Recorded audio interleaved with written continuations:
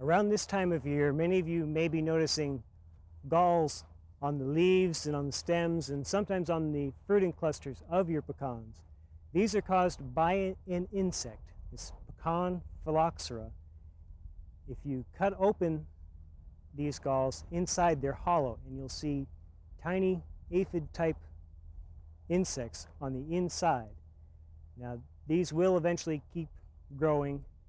The insect only has one generation per year. Unfortunately, at this time of year, there's nothing you can do to control it. The time to control pecan phylloxera is back when the new growth is only about a ½ inch to 2 inches long, right in early spring.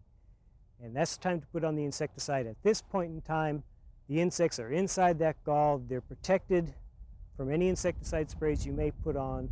It has only one generation. It's pretty much done all the damage that it's going to do at this point in time.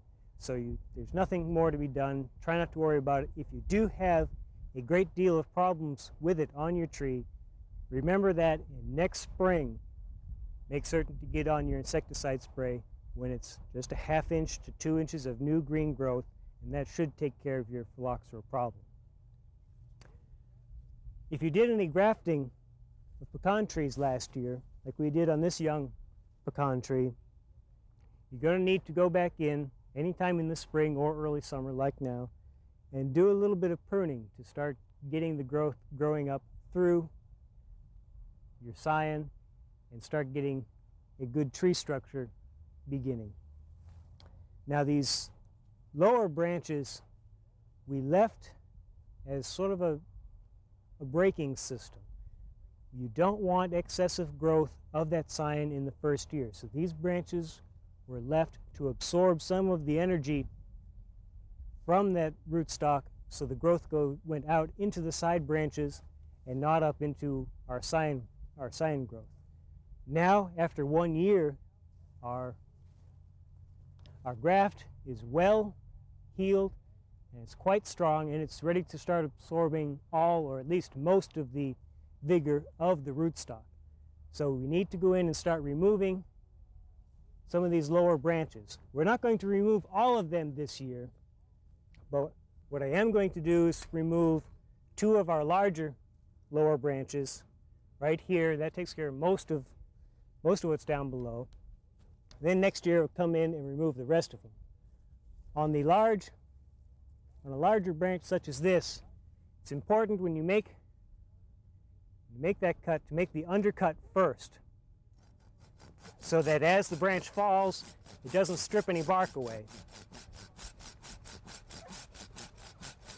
Make your undercut first, and then come back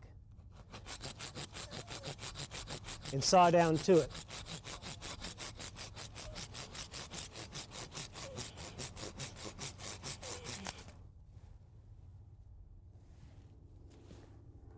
This probably should be cleaned up a little bit closer. You don't want to cut right flush with the trunk. You want to leave just a tiny bit of a lip in order for it to heal properly. If the cut is made completely flush with the tree, it will not heal properly. You want to leave it at a bit of an angle and leave it just about where the branch starts to flare out and widen up. You want to cut it just before it starts that flaring. Now let's get the other large branch off.